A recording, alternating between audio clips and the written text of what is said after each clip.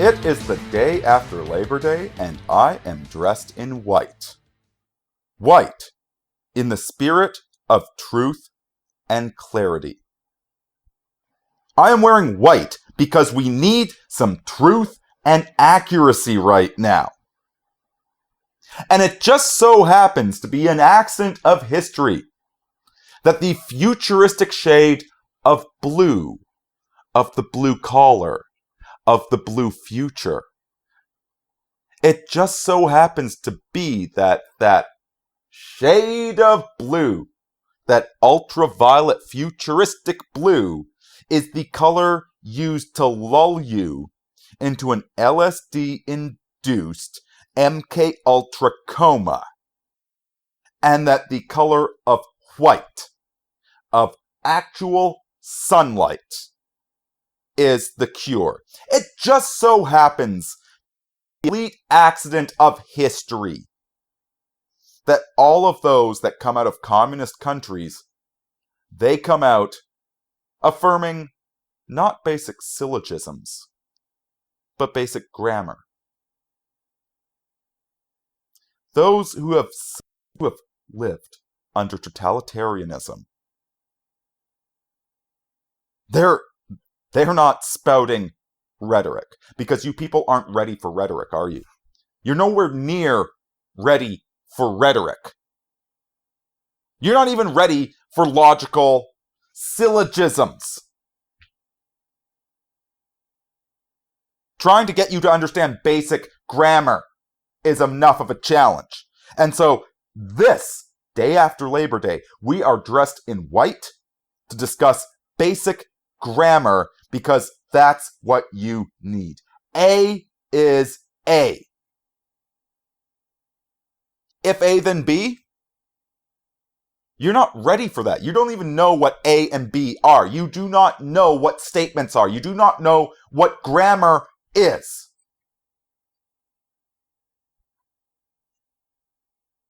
And so the day after Labor Day, we are not wearing blue. We are wearing white, because we need to get right back down to basics. You know, this is something I've talked about before, isn't it? The trivium, the medieval trivium, you start with grammar, you move on to logic, and then finally you get to rhetoric. Whereas the modern education system flips it on its head. You know, you start off with rhetoric. We spend 12 years inducting children into rhetoric. And then for the ones that are particularly intelligent, we send them to university. And they learn a little bit of logic. So even when their rhetoric fails to perform, they can logic their way into still believing the rhetoric. And then the real deep magic, these days it's deep magic. If you get a PhD, you're allowed to learn about the hate facts, because you have been sufficiently indoctrinated into not believing hate facts anymore that you'll be able to logic and rhetoric them all away.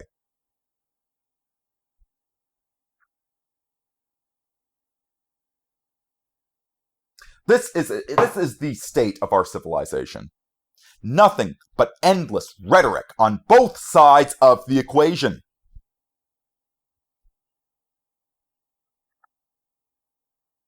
We use words without understanding what words are. You know, Ayn Rand didn't escape communist Russia to try and explain logical fallacies. Right? The thesis of her novel was not, if A then B does not mean B therefore A. Okay, logical fallacies, these are completely beyond the population right now. Way over their head. Logical don't even, you teach somebody about logical fallacies, they'll find 5 more ways to justify gay marriage and drug addiction. No, we're not ready for that. A is A. Basic frickin' grammar. This is where we start. Basic frickin' grammar. Words have meanings.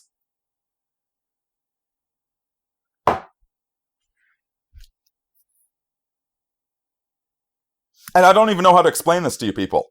I mean, if you don't realize that words have meanings,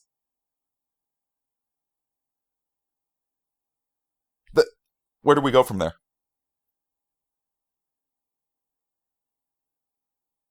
Yeah, let's start off with let's start off with a word. Let's start off with a word, and we're going to break down the meanings behind it. We're going to start with the word bullshit. Now, you all know what bullshit means, don't you? Okay, good. You know what it means. Now, do you actually know what it means?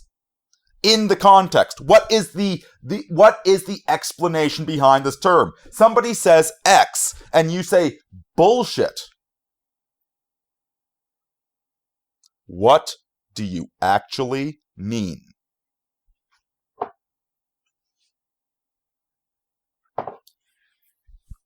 You see, there's two basic definitions of bullshit. I mean, there's plenty of other subtler tones and so forth. But there's two main, primary definitions of bullshit. The first one, when you say bullshit, you're saying, Joe, you are lying to me, and you're probably lying to me for a self-serving purpose. You're scamming me. You know you're lying, but you're lying to get some sort of advantage over me. That's the first meaning of bullshit. The second meaning of bullshit is, Joe, what you said contradicts reality. What you said, you might believe it, but I know it's false.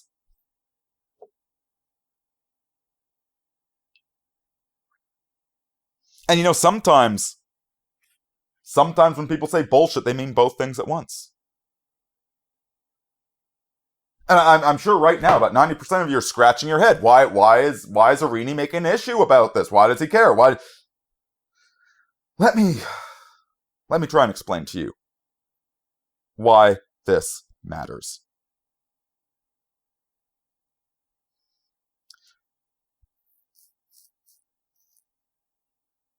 Every other day, I see some sort of tweet or YouTube comment or whatever with some damn dirty liberal saying, "Oh, Trump's going to build the wall and make Mexico pay for it, LOL." They're calling bullshit on Donald Trump. And we're going to, you know what? Guys, we're using metaphors here. Okay? I'm trying to explain grammar to you. This is not a rhetorical analysis of the future of the United States and Western civilization. You're not ready for that. Okay, if we can't nail down basic grammar, then we can't even begin to get to rhetoric. So we're just going to boil down all of Donald Trump into build the wall and make Mexico pay for it. And we're going to look at the people that call bullshit on that. Now, there's two ways that they're calling bullshit on it. The first way is that they're saying Donald Trump is bullshit because he's just a populist, he's just being racist for the sake of racism, he just wants to get elected, he'll say whatever he wants to say. That's the first definition of bullshit. The second definition of bullshit is Donald Trump has a crazy plan. He says Mexico's going to pay for Mexico would never pay for the wall. Why would they pay for the wall? He believes in unicorns.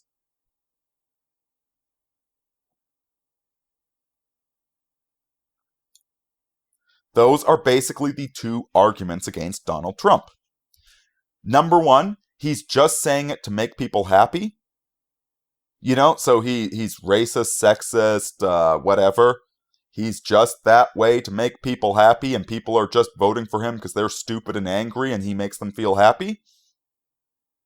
That's the first argument against him. Second argument is Donald Trump is crazy and he doesn't know how the world works, and he thinks that if he's president, he can do magical things like make unicorns come around and get Mexico to pay for a wall, etc., etc. And so the people voting for Donald Trump are unrealistic. You know, they want fried ice. They want unicorns.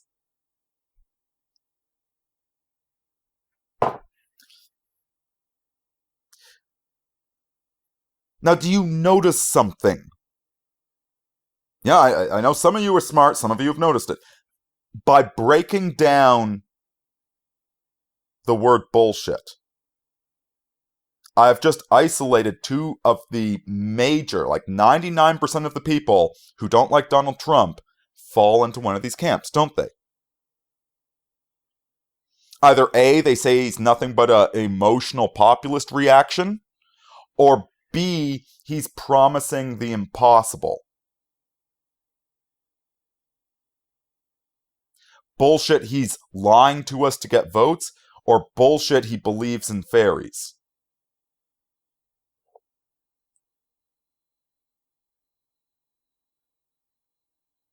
Now, what actually happens when you try and argue with one of these people? If you've been foolish enough to go into a YouTube comment section and try and say to person number one, well, Donald Trump, he just wants to get votes. And you say them like, well, he just wants to get votes and money? Like, listen, the guy's already a millionaire or a billionaire. He's like, his history is already established. He actually has more to lose from being a president. And so, based upon all the evidence, I'm actually very convinced he is doing this because he wants America to be great. He is doing this for the benefit of all of us because he sees where things are heading. No, he's not a liar like every other frickin' politician. He actually gives a hoot about America. Well, what happens? What happens when you say that to that person? He's just manipulating you with racism to get votes. And actually, no, I have plenty of proof that he's a genuine patriot. Immediately, they switch to the other side. Well, Donald Trump doesn't know what he's doing, and he believes in unicorns, and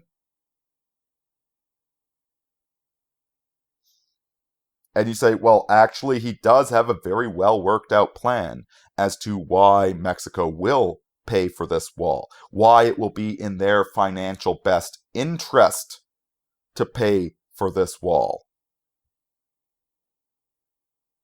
He's not a union boss promising bread and circuses.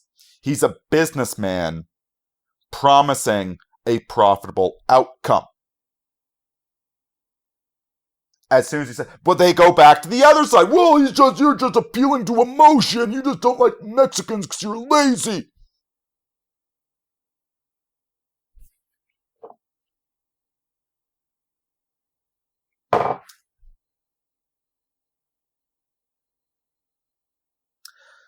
Are you starting to see why I care about grammar?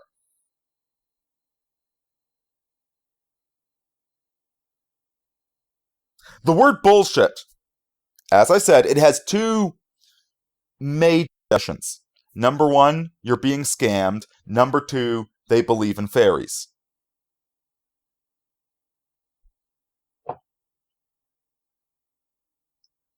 But here's the thing. When you talk to somebody that uses the word bullshit, and they're committed to their rhetorical conclusion,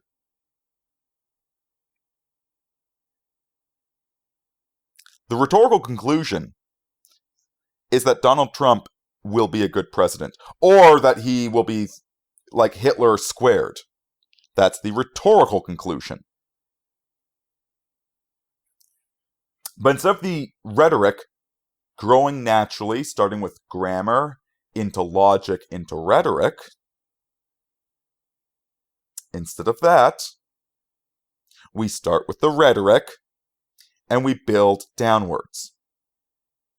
So if the logic that says Donald Trump is bad requires that Donald Trump be bullshit, then we take the word bullshit and we use whatever definition necessary to prove our rhetorical statement. Instead of starting with facts and discovering patterns and then coming up with an ideal pattern, we do the opposite. We imagine a perfect pattern, figure out how we could rationalize or justify that perfect pattern, and then we fit the facts to meet our objectives.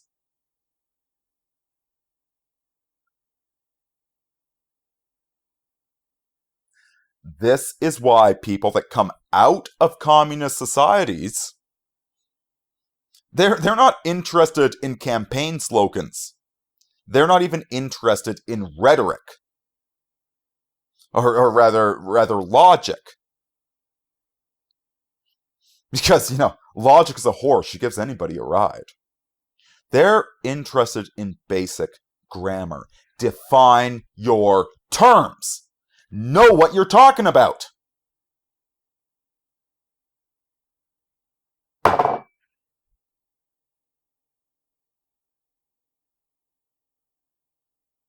Gay marriage. Here's another one. Gay frickin' marriage. 99.9% of the population has no argument against gay marriage. And you know why they don't have an argument against it? Because they do not have grammar. Love is love. What is love? What is good? Tell me, what is the difference between feeling good and addiction? What is the difference? Do you know what the difference is?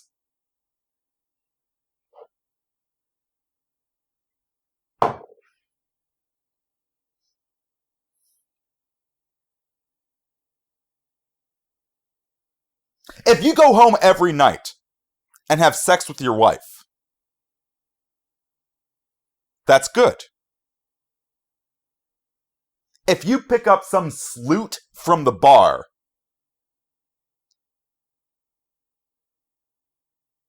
guess what? That ain't so good.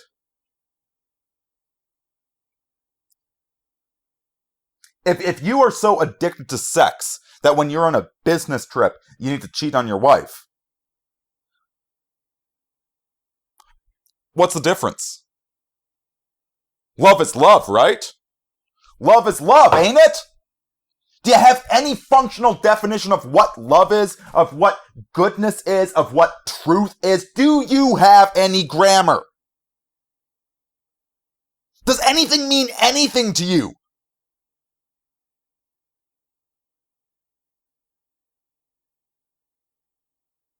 Or is it all convenience? It's all outcome. Outcome's all that matters. Utility. You know what utility says? Utility says that the trap, given that you're drunk and it's been a while, that looks enough like a woman. That's utility for you. And you know what else is utility? This bitch might be crazy. This bitch might have daddy issues. But she'll give me a really good blowjob tonight, won't she?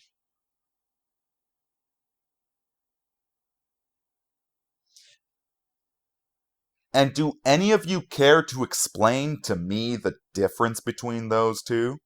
I mean, I know that those of you that are addicted to rhetoric are going to say, well, first you're a fucking faggot, man. You let a dude suck your dick. Yeah, you let a crazy chick suck your dick.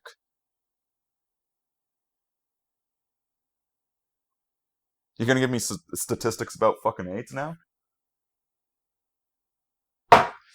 When you completely lack the ability to define what a marriage is, why marriage is sacred and why gay marriage is a contradiction in terms when you lack the basic grammar to do that?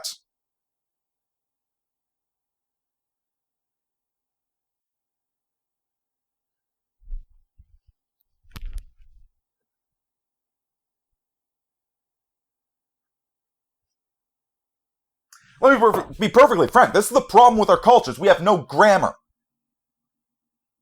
Forget logic, forget rhetoric. You're not ready for that. We have no frickin' grammar. We don't know what things mean. The chemicals in my brain tell me that they are just chemicals, therefore there is no God. Well done, atheist cult. How clever you are. We have no valuation.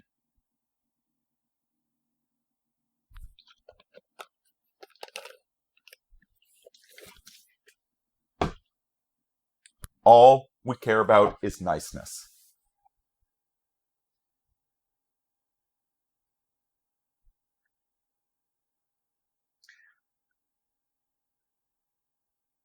And this is why I feel so hopeless, is because you guys will not start using words like they mean something.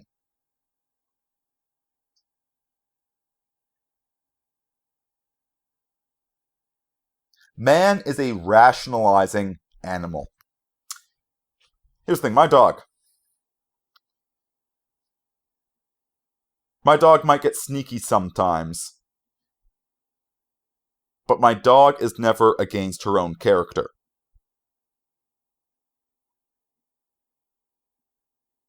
She knows what her character is. Do you know what your character is? Have you achieved the same level of moral being as a dog?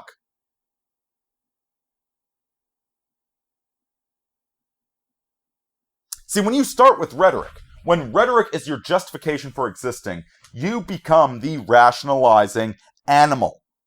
Rhetoric, the appearance of things, your Facebook profile. Are you popular with the in crowd? Do you say the right things? That's rhetoric. And listen, I pray to God that Trump wins this election, because if he doesn't, I might have a very painful death ahead of me. But Trump 2016, America for you.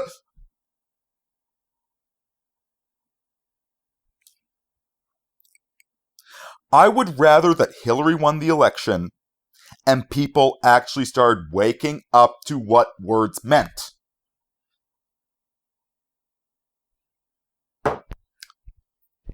Look at Canada right now. Look at my home country. Look at how broken and sick and suicidal that entire country that just sold the souls of their citizens to the Chinese government.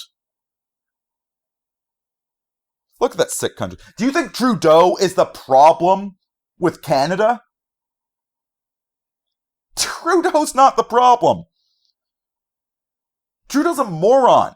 Trudeau's a ski hill instructor that wants trannies to like him. Trudeau's not the frickin' problem.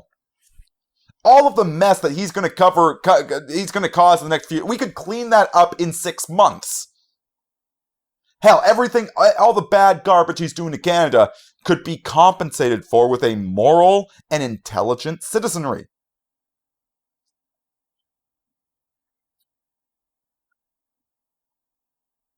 Alternatively, you know what? Make me God Emperor of Canada for 20 years, 30 years, and I get to control everything but the schools, the television, and the church. I can control the economy, the laws, the foreign, everything. And you know what? I luck into finding the best advisors in the world. You know, I get the best. I get Aaron Clarey for my economic advisor. I got etc. I've got the smartest SOBs advising me as I rule Canada as God Emperor for 20 years. Well, in 20 years, Canada is going to be a very rich nation, a very secure nation. It's going to be doing pretty good because I made all the right decisions. And then 2 years after I'm gone, they're taken over by the Mexicans. Or Saudi Arabia, or China, or Pakistan, or Nigeria.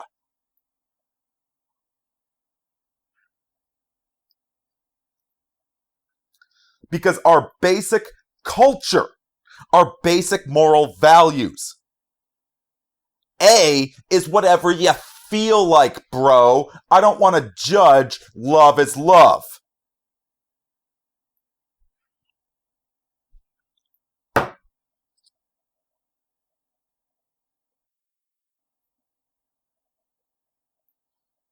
So I sure as hell hope that Trump wins.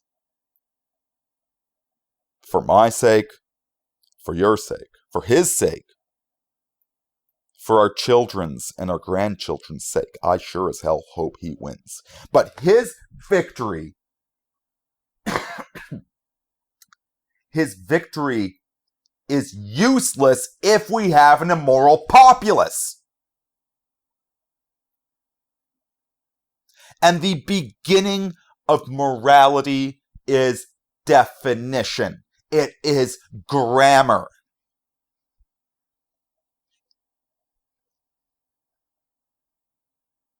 Let me try a different tact with you folks, because I'm pretty sure none of you are listening. Let's say you want to build an automobile, okay? And I'm going to presume that you guys have some. I'll explain it briefly what an automobile does. You combine gasoline and oxygen and an electric spark. It causes a very powerful explosion, which shoves a piston downward. And we use that momentum of the piston going down to create torque, to create a spinning wheel.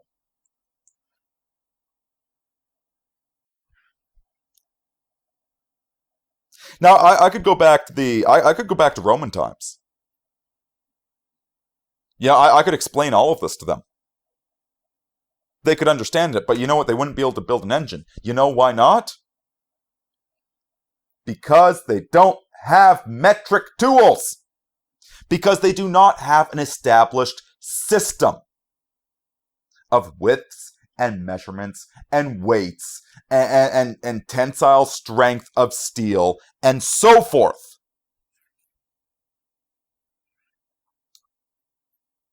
And so if I tell you about a gasoline engine, and you try and build a gasoline engine using a mixture of imperial bolts and metric bolts, and, well, it'll just work, man, and you don't get the basics down.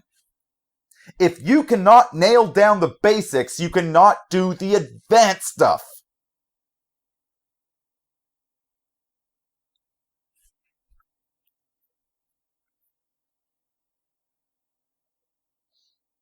And how many of you actually give enough of a damn to learn the basics?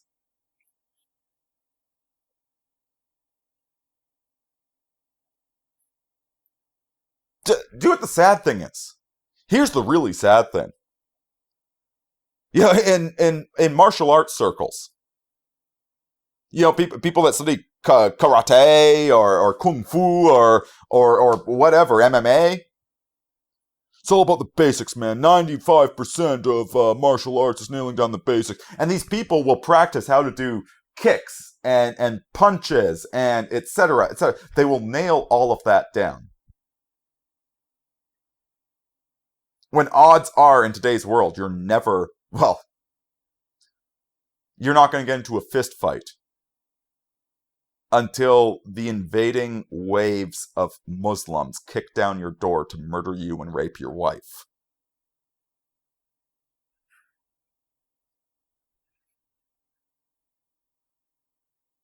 These people will focus on the basics whenever it comes to garbage that doesn't matter.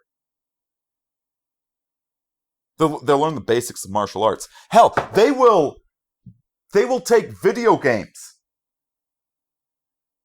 and they will break down the basics of video games. What's the +3 bonus on this? What's the way to min-max my character and optimize? They will do that.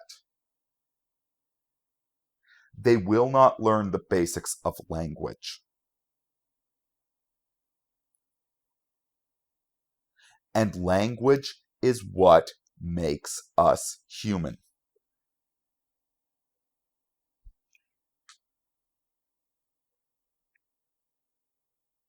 And something, I swear to God, man, I swear to God, folks, it's, sometimes I try and say, hey, buddy, you've got 2 apples over here, you've got 2 apples over there, you put them together, now you've got 4 apples.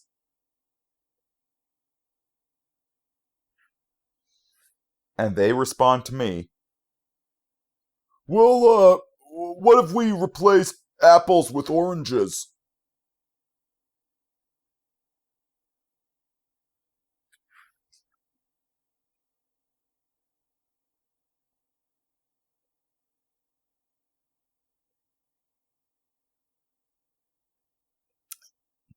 And that's so incredibly beyond stupid that it honestly leaves me at a loss. This whole topic, it makes me feel quite hopeless.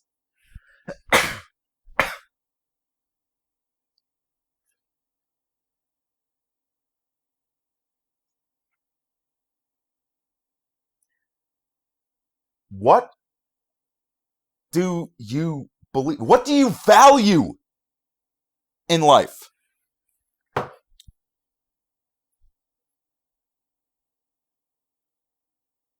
You know, and Common Filth, I know I've been referencing him a lot lately, but you know what? This is why I like Common Filth.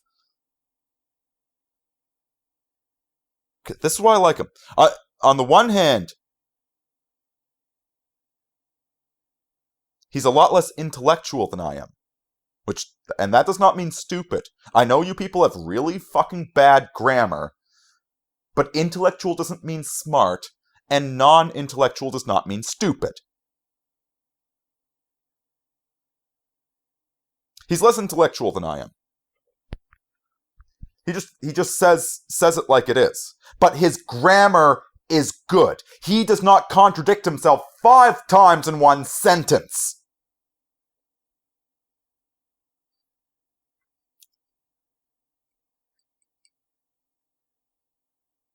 His grammar is good. His statements are coherent. And the sad, you want to know the sad thing about our reality, about our civilization, is that he's needed. Is that he is considered profound for stating A is A. For having values, which he tells you what those values are, then following them to their logical conclusions.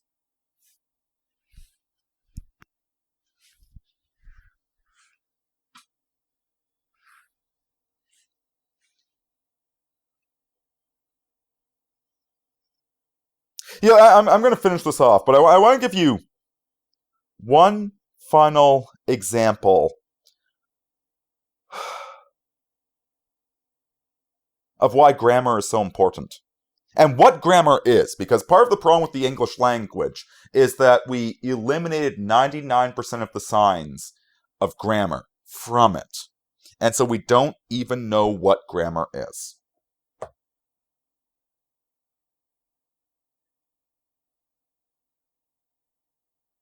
You know, a couple weeks ago,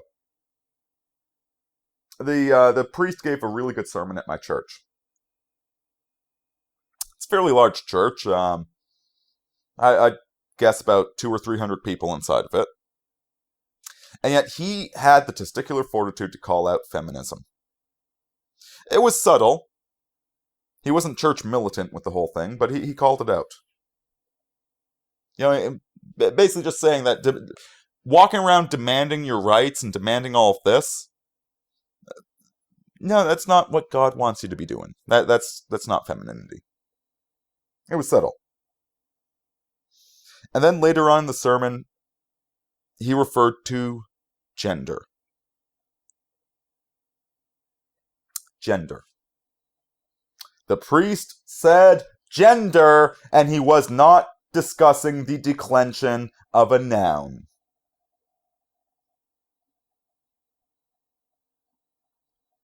And so I actually approached him after service. I don't know if he thought I was a prick, or if he heard what I had to say. I did try and say it humbly, but I tried to correct his use of the word gender. Because humans, people, do not have gender. We have sex. Gender is an attribute of nouns.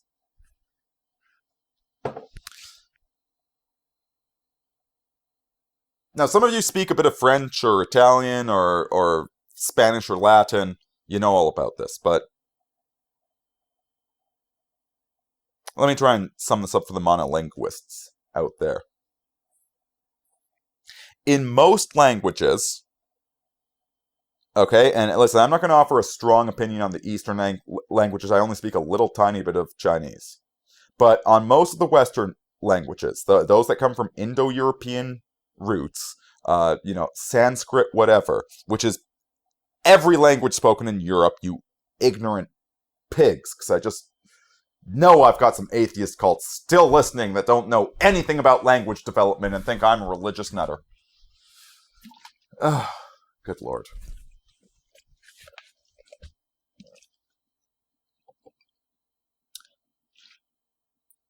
Indo-European languages, the nouns have genders. Some nouns are masculine nouns, and others are feminine nouns. And in some cases you even have neuter nouns, like in German. But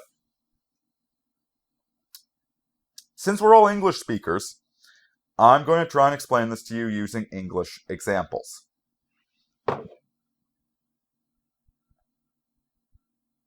The noun dog is a masculine noun.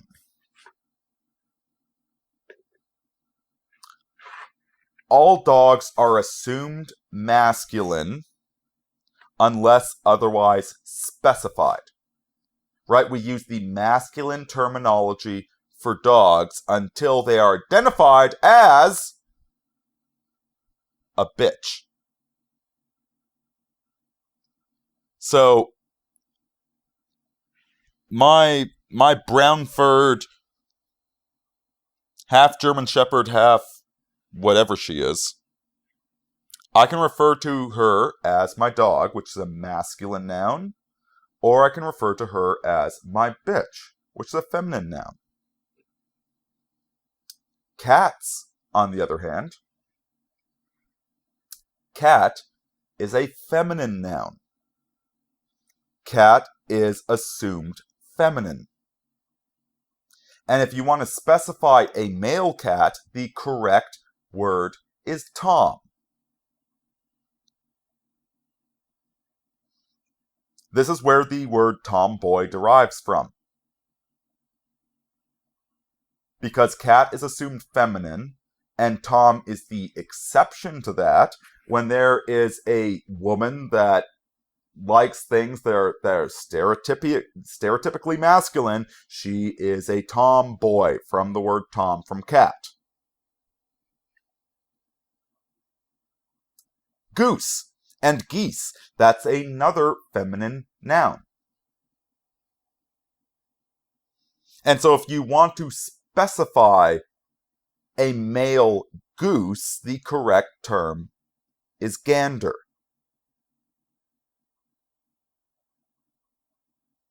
And with the human species, well, mankind refers to both men and women. It Man, human, has a masculine gender.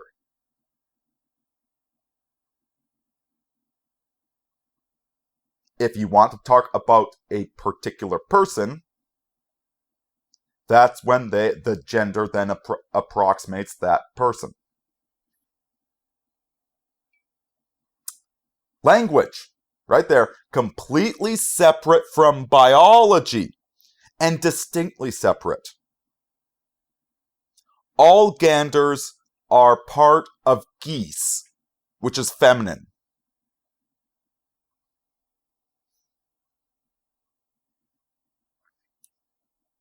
But when it comes to individuals, when it comes to my dog, when it comes to my bitch, she has a double X chromosome. Period. Her sex is female. So my dog, masculine pronoun, or masculine noun, has a female sex. She is a bitch. Female noun.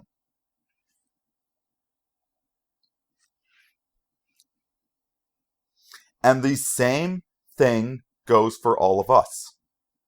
If any of you ladies listening out there, you're part of mankind, which is a masculine noun. And any of you guys listening out there, in times and places you have been a helper, which is a feminine noun, versus an assistant, which is a masculine noun. And for the record, I just made the last two of those up because, like I said, we lost track of these things a long time ago in the English language.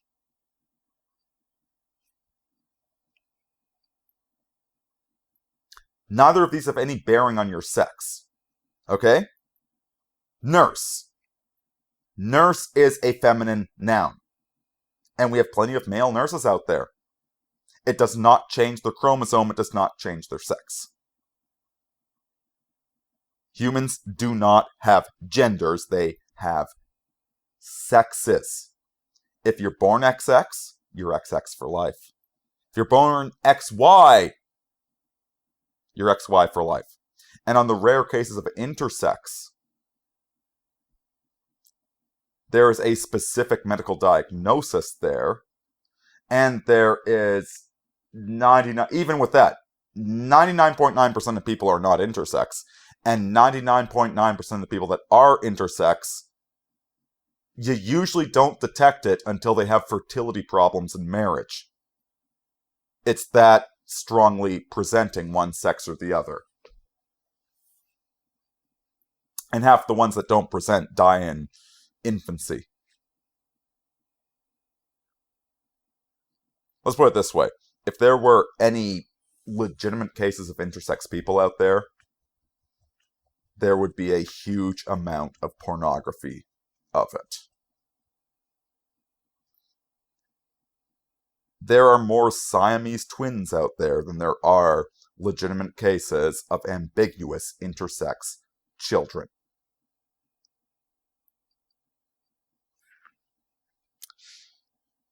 But you know, this child molester named Dr. Money,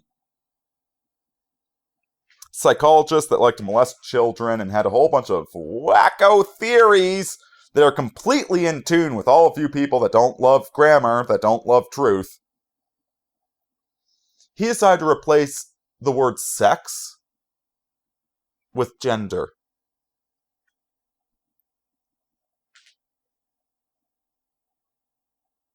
Look up Dr. Money. Look up the article on Return of Kings. I don't want to talk about it anymore. The fact of the matter is that if you don't know the difference between sex and gender, if you think human beings have gender, if you don't realize that words have meanings, if you don't know how to parse the difference between a meaning and a feeling, if all you live for is rhetoric, then it doesn't matter which side you're on. I mean, it doesn't matter if you're on my side or on their side.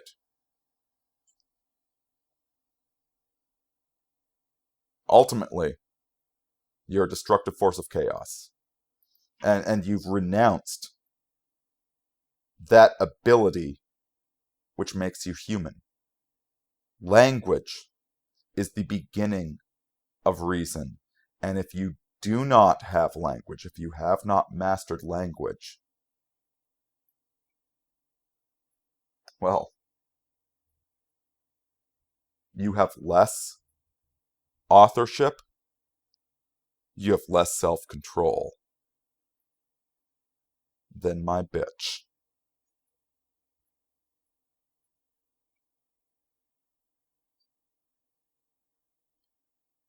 Valuation, folks. Valuation and meaning.